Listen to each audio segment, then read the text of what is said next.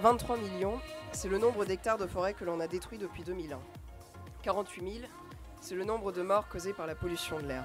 41 500 litres, c'est la quantité d'eau qu'il faut pour produire un seul kilo de viande contre 5 000 litres pour un kilo de riz. 66%, c'est la surface de terre recouverte par la forêt il y a 4 siècles. Aujourd'hui, c'est 30,6%. 40%, c'est la quantité de carbone terrestre stockée dans la végétation et les sols des forêts. 64 fois, la consommation d'énergie d'un Américain équivaut à 64 fois celle d'un Nigérian, 34 fois celle d'un Indien, 2,2 fois celle d'un Japonais et 1,5 fois celle d'un Français. Quand on parle d'environnement, c'est difficile de savoir par où commencer, tant les conséquences et les causes sont multiples. Donc, Bien, commençons par les causes. La déforestation, par exemple. La forêt, aujourd'hui, c'est donc 30,6% de la superficie terrestre mondiale. Et cette forêt, elle stocke une bonne partie du carbone présent sur Terre. La déforestation, ça consiste à détruire des parcelles entières de ces forêts afin de dégager du terrain. Parfois, on coupe les forêts arbre par arbre, mais la façon la plus simple et surtout la plus rapide de défricher des hectares entiers, c'est de tout brûler. sauf que quand on crame tout, le carbone est relâché dans l'atmosphère et ça contribue à tous les phénomènes d'effet de serre et donc au réchauffement climatique. Mais si ça cause autant de problèmes, pourquoi est-ce qu'on détruit autant de forêts? Je te répondrai aussi qu'on est la seule espèce qui va couper des arbres, en faire du papier pour écrire dessus, sauver les arbres comme on le fait aujourd'hui. Plus sérieusement, il y a plusieurs causes à la déforestation. D'abord, il y a l'expansion agricole, les grandes entreprises ou les petits agriculteurs qui ont besoin de plus grandes parcelles pour cultiver. Il y a aussi l'exploitation des combustibles fossiles. Quand on découvre des gisements, on rase tous les alentours pour pouvoir les exploiter. Et enfin, il y a l'exploitation illégale du bois. Les forêts sont gérées par les États qui contrôlent le nombre d'arbres qui peuvent être coupés et vendus. Mais il y a aussi des gens qui vont couper du bois illégalement sans le dire aux États, si j'ai bien compris. Et d'ailleurs, l'Europe a une grande responsabilité dans ce trafic puisque de très nombreux pays achètent du bois d'origine illégale. En France, par exemple, 39% du bois tropical importé serait d'origine illégale. Mais parce que tout ça, c'est parce que c'est moins cher. Mais attends, maintenant que j'y pense, dans les forêts, il y a des animaux qui vivent. Oui, sans dire, il y a des oiseaux, des singes, des insectes. Mais quand on brûle les forêts... Ils brûlent aussi avec. Oh mon Dieu. La forêt abrite effectivement 80% de la biodiversité terrestre. Et quand on brûle des forêts, on les met en danger. Et une fois que les animaux disparaissent, c'est irréversible et ils ne reviennent plus. Les humains ont d'ailleurs déjà fait disparaître plusieurs espèces, non? Le dodo, par exemple, le loup de Tasmanie, etc. Si vous avez envie de découvrir des animaux complètement incroyables, jamais vus puisqu'ils ont disparu, qui ressemblent à des hybrides, je vous invite à visiter les pages Liste des espèces animales disparues durant la période historique sur Wikipédia. C'est une liste qui ne prend bien sûr pas en compte les animaux préhistoriques, c'est-à-dire les dinosaures et les mammouths, parce que sinon on n'en finirait plus, la liste est déjà beaucoup trop longue. Et la plupart des espèces ont été exterminées directement par la chasse ou indirectement par la destruction de l'habitat naturel, par l'importation ou l'introduction de nouvelles espèces étrangères ou invasives par l'homme. Comme par exemple le thylacine, ce que tu appelles le loup de Tasmanie. C'était un carnivore. Physiquement, il ressemblait à une sorte de mix entre un loup, un tigre et un chien. Il vivait en Tasmanie, la petite île en bas du continent australien. L'homme est la cause de son extinction parce que lors de l'arrivée des nouveaux colons en Australie, le loup de Tasmanie a été classé comme un tueur de moutons et de volailles. Et vu que c'était la principale activité des colons, il a été chassé intensivement. On offrait une prime à tous ceux qui abattaient des spécimens, on leur donnait de l'argent. Donc ils ont été chassés par milliers. En plus, il y a eu la concurrence avec les chiens sauvages introduits par les colons, la déforestation. Et voilà que le dernier thylacine sauvage a été abattu par un fermier en 1930. On remercie cet homme. Ah, merci, petit fermier de Tasmanie, merci beaucoup. Tu te rends compte, tu es le dernier spécimen d'une espèce. Il y a aussi le wallaby de Grey. C'est une sorte de kangourou. Il a lui aussi beaucoup été chassé pour sa fourrure surtout. En plus, les colons ont introduit le renard et ils ont défriché des parcelles entières, encore une fois, pour cultiver et élever. Et donc, le dernier individu est mort en captivité en 1939.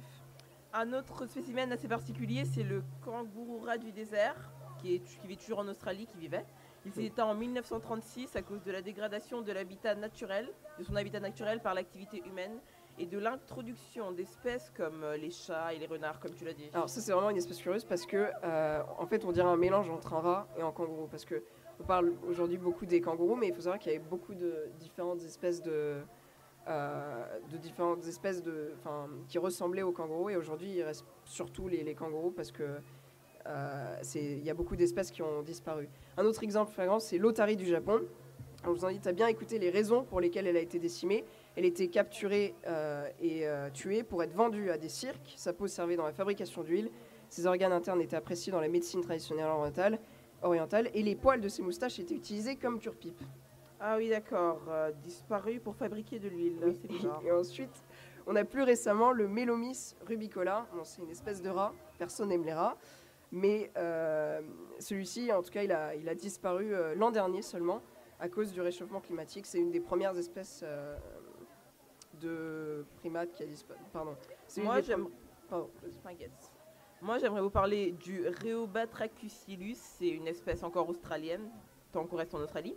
Éteinte depuis 2001. C'est une espèce un peu particulière puisque c'est une espèce de grenouille plate qui a incubation gastrique. Enfin, en gros, c'est une grenouille qui a pour particularité d'avaler ses œufs et de convertir son estomac en sac incubateur et de donner naissance à ses petits par sa bouche. Je trouve ça vraiment tragique de se dire qu'on aurait pu connaître toutes ces espèces, que on les connaîtra jamais parce qu'elles ont disparu. Et je pense que ça, c'est vraiment une des pires conséquences de la pollution et des activités humaines.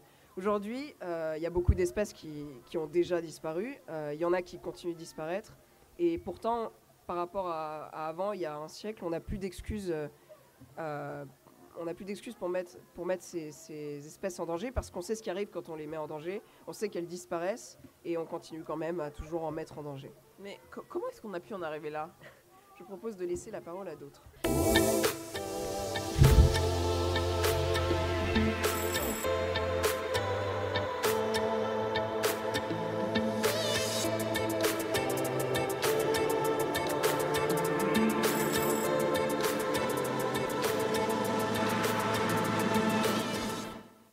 Est-ce que le réchauffement climatique vous préoccupe? Non. Non, ça me préoccupe pas. Le réchauffement climatique me préoccupe énormément. En effet, on doit combattre contre ce réchauffement climatique pour essayer de pouvoir préserver et pouvoir continuer à vivre dans ce monde plein de joie, de beauté. Parce que vu qu'il y a des pays où ils peuvent pas avoir des choses à boire et des choses à manger, si il y a de la pollution, après ils peuvent plus respirer. Oui, parce que au fait, quand tu jettes des déchets, au pôle Nord ça fait beaucoup de soleil et au pôle Nord il y a beaucoup de glaçons et après tout le glaçon au fond et ça vient sur la terre et ça vient dans tout le monde. Oui, parce que sinon on peut plus respirer sans les arbres. Oui, quand même un peu parce que peut-être pas pour nous, même peut-être maintenant le problème n'est pas imminent, mais je pense plutôt à mes enfants et les enfants de mes enfants qui peut-être n'auront pas les mêmes possibilités que nous en tant que pouvoir avoir une condition climatique normale et pouvoir avoir les mêmes possibilités de vie agréables qu'on a nous aujourd'hui. Et du coup, je pense qu'on devrait vraiment faire quelque chose parce que le problème devient de plus en plus important. Et la vie ne pourrait pas vraiment continuer. C'est un problème vraiment de vie et de mort que les personnes devraient prendre un peu plus à cœur, je pense, surtout les jeunes, et prendre la situation en main. Oui, le réchauffement climatique me préoccupe parce que ça va porter à la disparition de la planète et à la disparition de tous les êtres vivants. Oui, je suis très préoccupée pour le réchauffement climatique parce que j'ai peur pour l'avenir des nouvelles générations.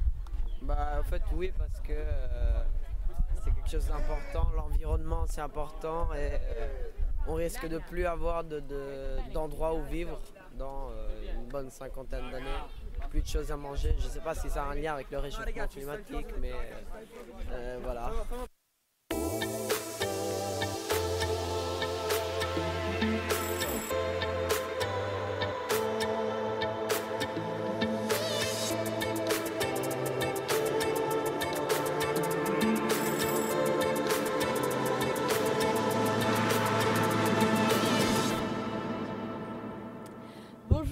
Aujourd'hui, nous avons donc l'honneur d'accueillir Monsieur Almanza, professeur d'histoire géo au lycée Chateaubriand de Rome.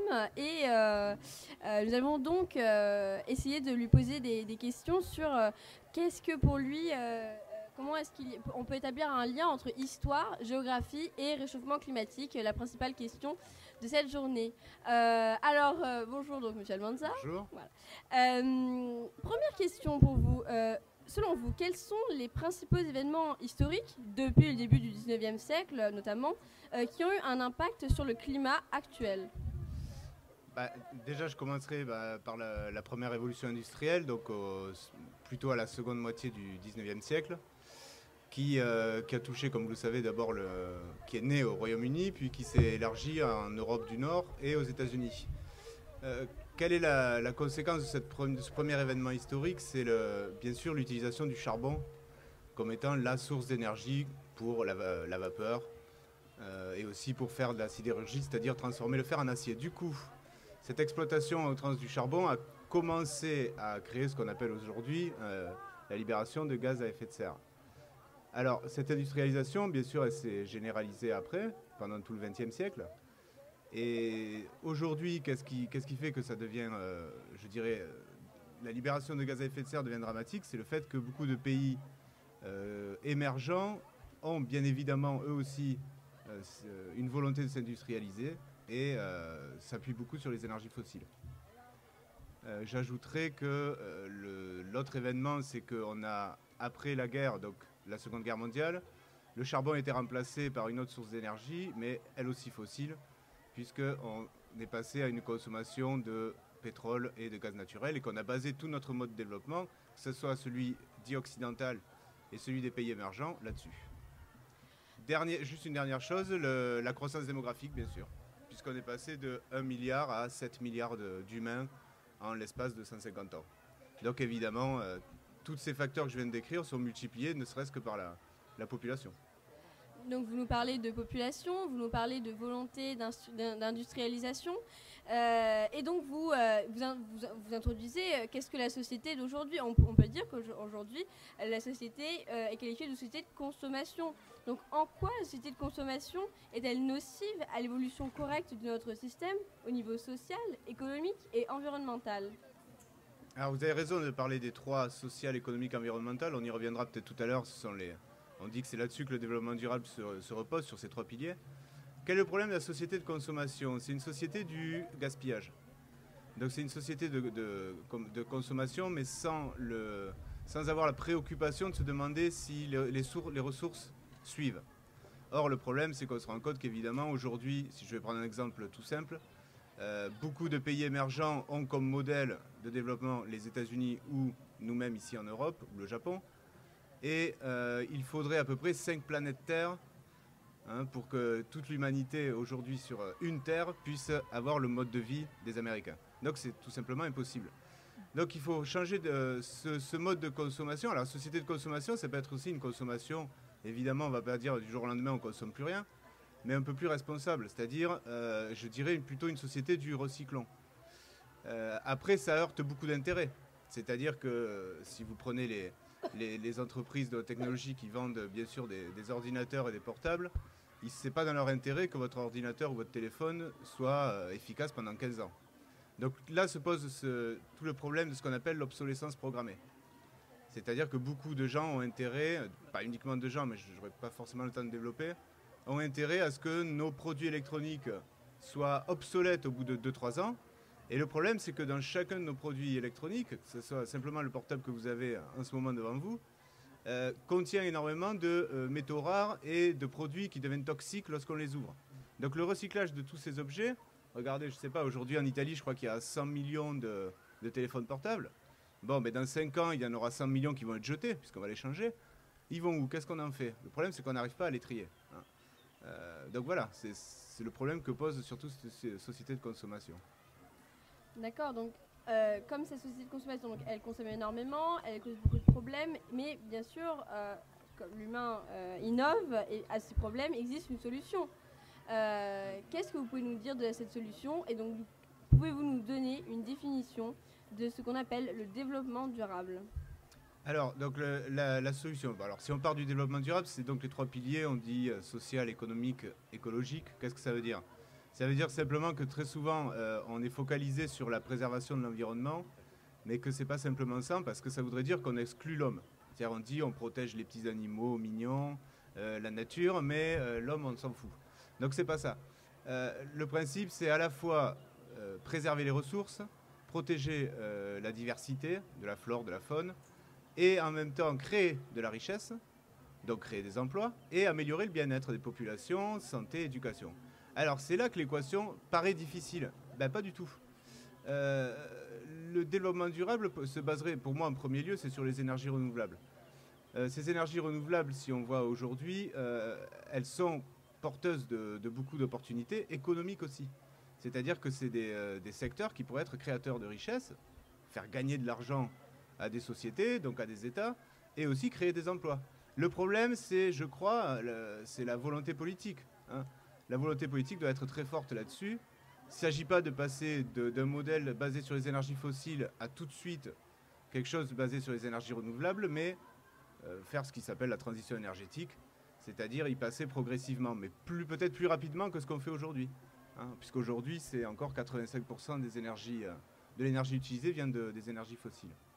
Donc voilà, une définition de développement durable, ça serait tout simplement alors il y a la définition officielle au départ qui date de 87 dans le rapport Brundtland, qui disait en gros qu'on consomme de façon à ce que les générations futures aient eux-mêmes de quoi vivre décemment. Voilà. Pour moi, c'est vraiment, au départ, c'est il faut raisonner sur le recyclage et sur les énergies renouvelables. Tout part de là. Donc vous nous dites que ce développement, cette solution est indispensable aujourd'hui à l'évolution de notre système. Et oui, on ne va pas être catastrophiste, mais il y a urgence quand même. Et en quoi précisément est-ce qu'il est indispensable à notre système, notre évolution? C'est indispensable dans le sens où alors le but là pour le 21e siècle, c'est d'essayer de limiter le réchauffement à 2 degrés. Au-delà duquel on sait que les conséquences sont irrémédiables. Donc vous connaissez le terme irrémédiable, ça veut dire que ce n'est pas possible après de revenir en arrière. Sauf à bien sûr coloniser Mars, mais on est encore loin d'avoir la technologie pour le faire. Du coup, ça signifie qu'il faut vraiment... déjà, l'objectif est léger, c'est-à-dire... Enfin, léger, c'est 2 degrés. On dit ne pas aller au-delà des 2 degrés. Et on n'est pas sûr d'y arriver. Donc oui, il y a une certaine urgence. Ça ne veut pas dire que demain, le ciel va nous tomber sur la tête, mais il ne faut pas non plus se dire on verra la prochaine génération. Donc ceci est totalement vrai, et sans utiliser une expression gauloise, c'est-à-dire le ciel va nous tomber sur la tête. Certaines personnes aujourd'hui sont assez sceptiques sur ce changement climatique et affirment même qu'il a déjà existé dans l'histoire et qu'aujourd'hui ce n'est qu'une répétition de ce qui s'est déjà passé. Ces gens sont appelés les climato-sceptiques. Pouvez-vous nous parler un peu de ces personnes qui ne croient pas au ciel qui va nous tomber sur la tête? Alors, déjà, lorsqu'ils disent qu'il y a eu des variations de température dans l'histoire, c'est vrai. Vous avez des historiens du climat qui travaillent là-dessus, notamment le précurseur, c'était un Français qui s'appelle Emmanuel Leroy-Ladurie, qui a travaillé sur les évolutions du climat depuis, on va dire, le néolithique. Effectivement, pendant l'histoire, il y a des moments où il fait un peu plus chaud sur Terre, des moments où il fait un peu plus froid. Exemple, et ça a bien sûr une influence sur l'histoire et sur les sociétés humaines. Ce n'est pas une influence déterminante, mais c'est une influence qui joue son rôle. Je vais vous donner 2 exemples. Le premier, c'est souvent en 5e ou en seconde, les élèves travaillent sur le Moyen-Âge. Et on voit qu'entre le 10e et le 13e siècle, la population augmente, que les récoltes sont meilleures, etc. C'est lié à ce qu'on appelle un petit optimum. C'est-à-dire que dans cette période historique, le climat a été un peu plus chaud qu'avant et après. Et justement après, on a ce qu'on appelle le petit âge glaciaire, où les températures en moyenne ont diminué. Hein. Alors ça, c'est lié à quoi? C'est lié surtout à l'activité du soleil, tout simplement. S'il y a plus de taches solaires qu'on peut observer, que déjà les hommes observaient au Moyen-Âge, ça veut dire que l'activité solaire est un peu plus forte et donc la chaleur sur Terre sera un peu plus forte. Donc les climato-sceptiques disent aujourd'hui c'est pareil, ça se réchauffe un peu comme ça s'était réchauffé au Moyen-Âge. C'est faux, dans le sens où aujourd'hui cette augmentation, elle est liée directement à l'activité humaine. On n'est pas dans les variations des taches solaires visibles sur la surface du Soleil. On n'est pas là-dedans. Hein. On est dans une activité humaine qui dérègle totalement le climat. Alors pourquoi ces climato-sceptiques nous pondent parfois des rapports scientifiques en essayant de prouver par A plus B que c'est faux? Alors je prendrai le cas de Monsieur Allègre. Je ne sais pas si on peut nommer des gens ou... Ouais. Ok. Alors Monsieur Allègre qui a été ministre de l'Éducation nationale en France il y a quelques années. Et qui disait, c'est vraiment ce réchauffement climatique, c'est fait pour provoquer la paranoïa, c'est complètement exagéré. Ce cher monsieur a plus tard avoué, heureusement, mais bien trop tard, parce que je ne suis pas sûr que ça ait eu l'impact voulu, que lui-même avait été bien sûr financé par des compagnies qui en gros lui avaient commandé ce rapport. Hein, des compagnies qui avaient tout intérêt à ce qu'on dise non, il n'y a pas du tout urgence, continuons comme nous le faisons. Donc voilà, ces climato-sceptiques se basent sur, déforment une réalité qui est la variation des températures au cours de l'histoire. Seulement, ils ne disent pas qu'aujourd'hui, depuis le 19e siècle, c'est maintenant l'activité humaine qui est la principale responsable. Et que ce n'est pas lié uniquement à ce réchauffement lié, je dirais à l'activité solaire notamment. Donc il serait donc temps que l'homme se remette un peu plus en cause et agisse pour son propre intérêt. Et donc merci de nous avoir éclairé sur ce sujet de lien entre le lien très fort entre la situation environnementale aujourd'hui et l'histoire ainsi que certaines notions géographiques. Au revoir. Au revoir. Donc, quand on parle de réchauffement climatique, on parle souvent des conséquences. Il faut regarder des conséquences pour comprendre l'urgence de la situation. Des îles qui vont disparaître sous l'eau, comme par exemple Tokyo, Amsterdam, des villes aussi. New York elle-même qui risque d'être submergée par l'eau d'ici 2085. Inhabitable. Zut. On prédit aussi des sécheresses, des inondations, des cyclones, toutes ces terribles événements qui pourraient forcer 250 millions de personnes à migrer vers d'autres zones moins dangereuses pour eux d'ici 2050, donc dans pas longtemps. Il devrait y avoir aussi plusieurs pics de température, donc plutôt brûlants, donc 40 degrés environ à Paris et 43 à Nîmes en été. Dans pas beaucoup de temps, on pourra bientôt cuire des œufs au plat sur la Tour Eiffel. Le réchauffement climatique, il est sur toutes les lèvres aujourd'hui, surtout sur celles de nos politiques. Il y a 2 ans, la COP21 avait lieu à Paris. Dans certains pays européens, des partis politiques entiers forment des programmes qui intègrent des solutions contre ce phénomène. Pour la présidentielle française, plusieurs candidats parlent de transition énergétique, de pollution atmosphérique.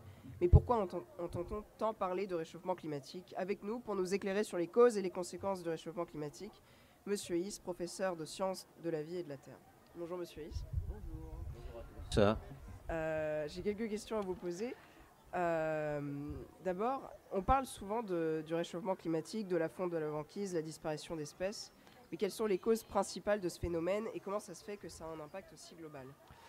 Alors, comme l'a dit mon collègue de géographie tout à l'heure, il y a des causes qui ne sont pas anthropiques, c'est-à-dire que ce n'est pas l'homme, c'est un ensemble de phénomènes astronomiques, mais à des échelles qui ne sont pas les mêmes que celles dont on parle aujourd'hui.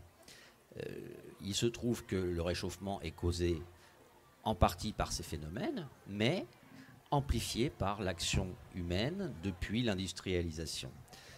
Donc on a une augmentation des températures liées à l'augmentation des concentrations de gaz à effet de serre. Donc l'effet de serre, je pense que tout le monde a à peu près la connaissance. Et il se trouve que ce qui est engagé ne s'arrête pas au moment où on déciderait, par exemple, de stopper ces émissions. Il y a un effet qui va être celui comparable à une voiture qui roule.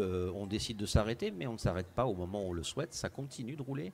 Et l'effet de serre, amplifié, va continuer pendant des dizaines et des dizaines d'années à être amplifié parce qu'on a chargé trop l'atmosphère en ces gaz par l'activité humaine. Vous avez dit que c'est un phénomène naturel, mais il y a aussi une contribution humaine. Quelle est l'industrie ou l'activité humaine qui pollue aujourd'hui le plus? Alors évidemment, ça c'est une question complexe, mais enfin, disons que d'après les rapports les plus récents, c'est tout ce qui va regrouper la production d'énergie utilisable. Donc c'est évidemment tout ce qui est lié à l'industrie de la combustion, du pétrole, du charbon pour fournir de l'électricité par exemple. Mais très vite on va être rattrapé par l'ensemble des industries et évidemment ce qu'on appellera aussi la consommation des personnes, tout simplement des foyers, par l'utilisation des automobiles qui fonctionnent évidemment avec ces énergies fossiles principalement. Donc c'est majoritairement des grosses industries liées à la transformation de l'énergie, de ces énergies qu'on dit fossiles, pétrole, charbon, gaz, etc., qui va alimenter l'atmosphère en ces gaz. On parle souvent des voitures, des transports. Ça a vraiment une grande contribution?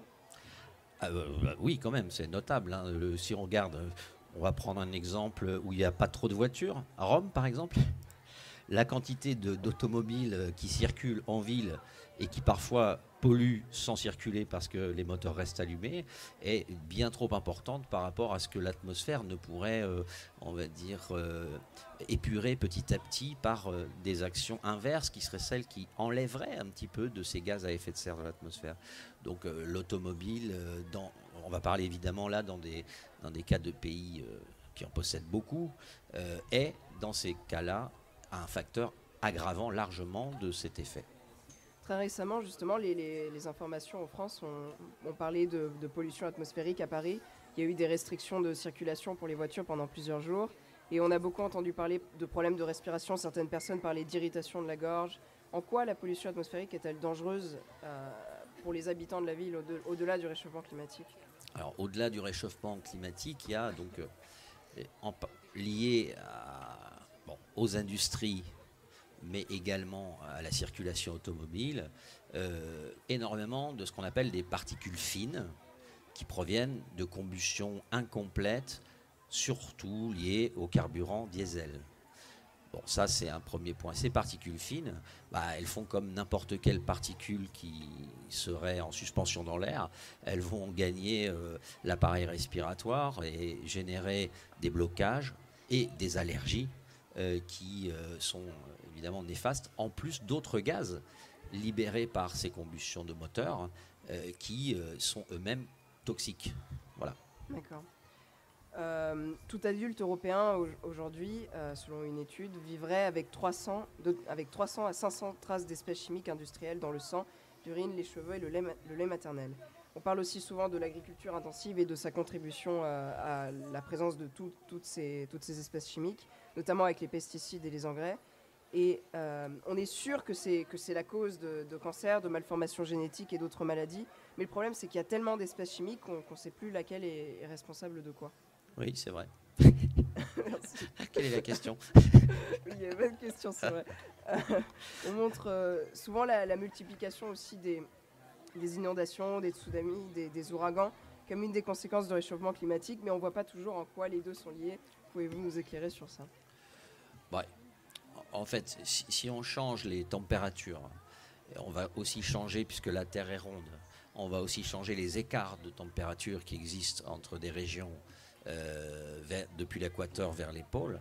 Et ce sont ces différences de température qui vont créer des appels d'air, on va dire pour simplifier, hein, donc des mouvements d'air qui seront différents. Et ces mouvements d'air, plus l'effet des températures, sont aussi responsables du cycle de l'eau. Donc on va modifier la charge en eau de l'atmosphère, on va modifier la force des vents parce qu'il y aura des différences importantes de température, et on risque, et c'est déjà ce qui se profile, on l'a déjà constaté, une augmentation de la violence de certains événements climatiques de type tempête ou bien cyclone pour les régions tropicales.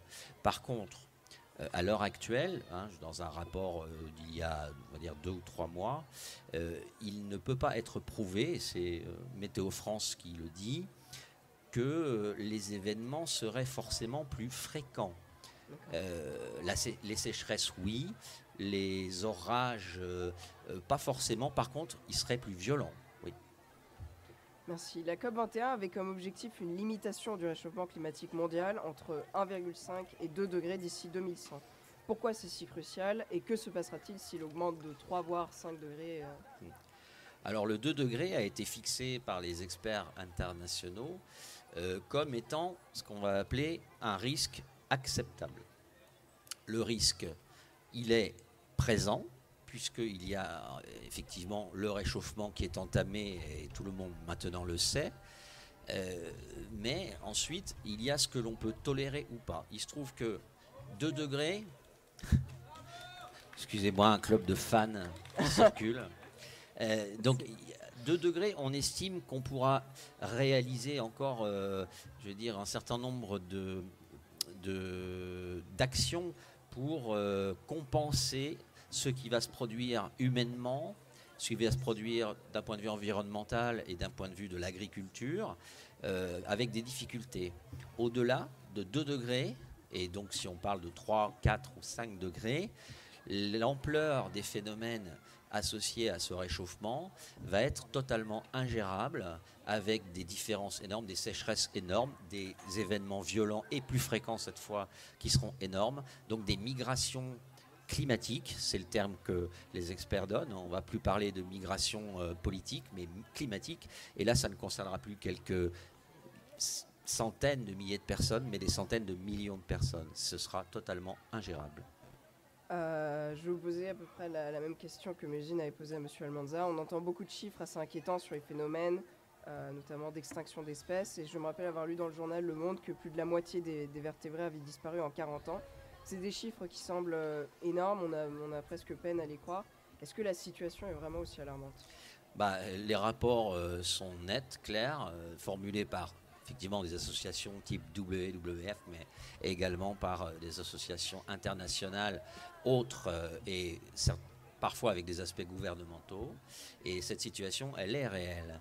Sauf qu'on n'en a pas l'impression parce que les vertébrés que l'on connaît, que l'on côtoie, sont ceux que l'on est habitué à voir. On va dire par exemple un certain nombre de lapins dans le parc de Strolfern. Mais il y a plein d'autres espèces qu'on ne voit pas, parce qu'ils sont plutôt sauvages dans la nature, etc., mais qui existent et qui, le fait est, existent de moins en moins.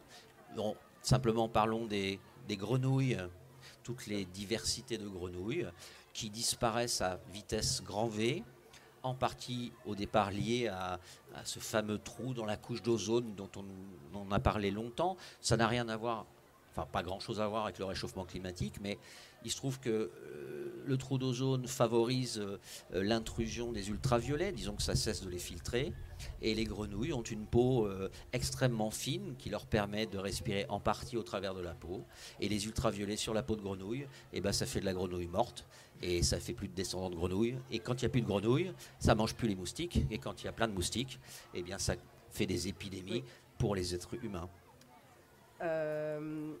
Alors, il neige au Texas et en Louisiane aujourd'hui. C'est un record de température extrêmement froide dans le pays et ailleurs. Le réchauffement climatique est un canular coûteux. Le concept de réchauffement climatique a été créé par les Chinois afin de rendre les productions américaines non compétitives. Ce sont 2 tweets, l'un de janvier 2014 et l'autre de novembre 2012 de l'actuel président des États-Unis, Donald Trump. Mais il n'est pas le seul. Le 3 avril dernier, François Fillon, candidat à l'élection présidentielle, déclarait que l'homme est seulement en partie responsable du réchauffement climatique. En tant que professeur de SVT, qu'est-ce que vous diriez à ceux qu'on appelle les climato-sceptiques, c'est-à-dire ceux qui ne croient pas au réchauffement climatique ? Alors, je ne vais pas donner de gros mots. Il se trouve que, de temps en temps, la politique peut faire confiance aux scientifiques et dans certains cas, les politiques préfèrent un programme correspondant souvent à leur évolution de carrière plutôt que de croire ce que la très très grande majorité des scientifiques affirment, mais avec des points de démonstration à l'appui. Il se trouve que nous avions un ministre de l'Éducation nationale français qui était pourtant un chercheur de renommée internationale et qui a fait partie un temps de ces climato-sceptiques. Et je trouve ça extrêmement lourd dans la mesure où il ne s'agit pas de l'opinion d'une seule personne, mais de 95% du corps scientifique, toutes disciplines confondues, qui sont en accord avec ce qui est prévu et ce qui se voit déjà. Donc je leur dirais, cessons de penser à nos objectifs personnels et pensons aux autres. D'accord, merci beaucoup Monsieur Is. Mais merci à vous. Bonne journée ensoleillée. D'ailleurs, on dit que parfois le réchauffement climatique, c'est pas mal. Au revoir. Attends.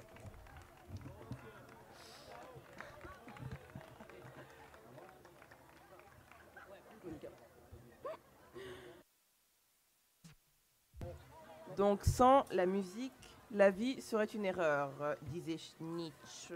Voilà pourquoi nous vous proposons, oui à vous auditeurs, une petite interlude musicale concoctée par Loïc.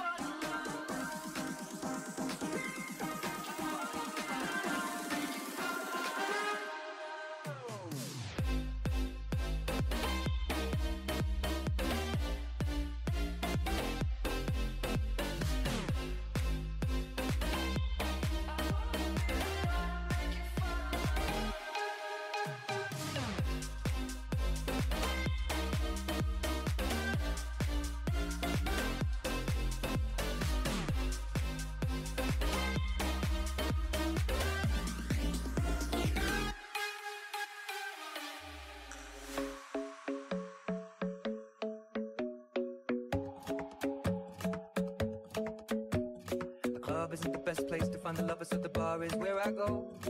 Me and my friends sat at the table doing shots, tripping fast, and then we talk slow. And you come over and start up a conversation with just me, and trust me, I'll give it a chance. Now take my hand, stop, and the man on the jukebox, and then we start to dance. And I'm singing like, girl, you know I want your love. Your love was handmade for somebody like me. Come on now, follow my lead. I may be crazy, don't mind me. Say what? Let's not talk too much. Grab on my waist and put that body on me. Come on now, follow my lead. Come on now, follow my lead. I'm in love with the shape of you. We push and pull like a magnet. Although my heart is falling too. I'm in love with your body. Last night you were in my room. Now my bedsheets smell like you. Every day discovering something brand new. I'm in love with your body. I'm in love with your body. I'm in love with your body. I'm in love with your body. Every day discovering something new. I'm in love with the shape of you.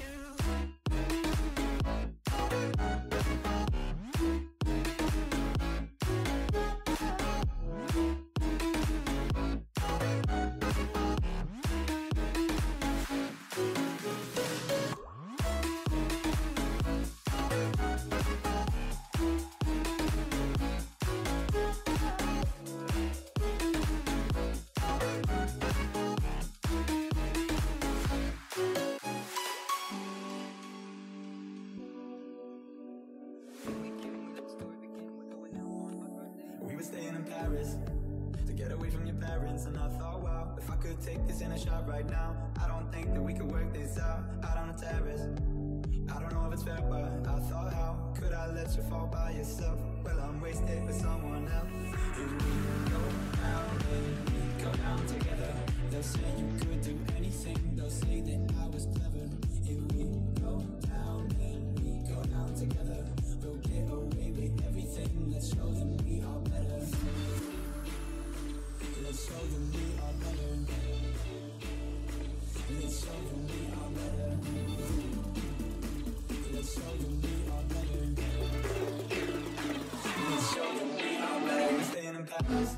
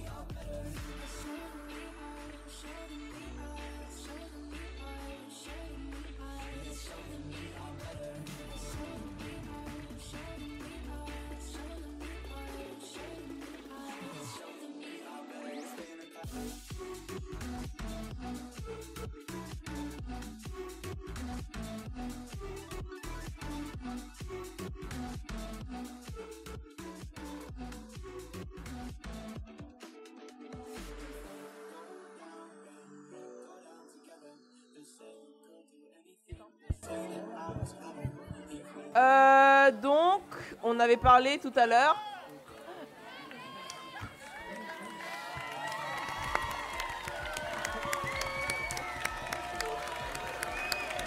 Merci DJ Loïc. Alors, donc on avait parlé tout à l'heure. On avait parlé tout à l'heure de l'effet de serre qui cause le réchauffement climatique.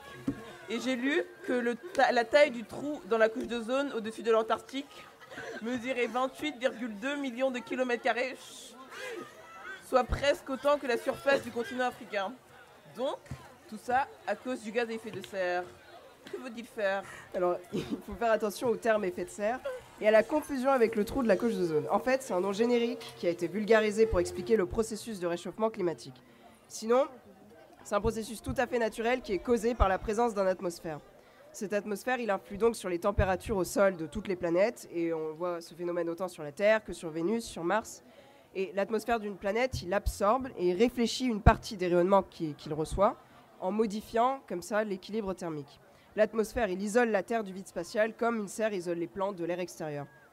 Les gaz à effet de serre qui bloquent et réfléchissent une partie du rayonnement thermique augmentent considérablement ce phénomène naturel et la chaleur s'accumule à l'intérieur de la serre car les parois bloquent les échanges entre l'intérieur et l'extérieur. Et Monica, le trou de la couche d'ozone. Ah, le trou de la couche d'ozone, aussi causé par la libération de l'atmosphère de chlorofluorocarbures, donc notamment appelés CFC, notamment appelés fréons, pardon. Ce sont des produits chimiques émis par les activités humaines. Ce sont des toutes petites molécules qui sont très stables physiquement, chimiquement, et qui ne sont pas dangereuses pour les êtres vivants. Ce sont des produits largement utilisés dans de nombreuses applications, telles que les matériels réfrigérants, l'air conditionné, les mousses synthétiques, les gaz propulseurs. Oui, presque tous. Sauf qu'une fois dans l'atmosphère, ces gaz y restent pendant des décennies. On parle de 20 voire 100 ans. Durant ces temps, ils sont transportés dans la stratosphère, au-dessus de l'atmosphère, et ils sont dissociés avec l'action des rayons ultraviolets du Soleil. Et c'est ça en fait qui cause l'amincissement de la couche d'ozone. Mais il faut bien faire la différence entre ces deux phénomènes. Donc. Oui, ils ont certes des points communs, mais ils sont bien différents. Déjà, le changement climatique et la destruction de l'ozone en altitude sont deux phénomènes qui résultent des émissions humaines de certains gaz particuliers. Le CO2, le méthane, l'oxyde d'azote et le CFC sont des causes du réchauffement climatique par l'effet de serre. Mais le CFC, en fait, est aussi la cause du trou dans la couche d'ozone. Et puis, la diminution de la couche d'ozone a un effet sur le climat, puisque ce n'est pas le premier facteur responsable du changement climatique. Mais si la couche d'ozone se réduit, forcément, il y a moins de rayons ultraviolets qui sont interceptés dans la haute atmosphère, et donc plus d'énergie solaire qui parvient au sol, ce qui réchauffe l'atmosphère par le bas, et ce qui modifie donc le climat. Monica.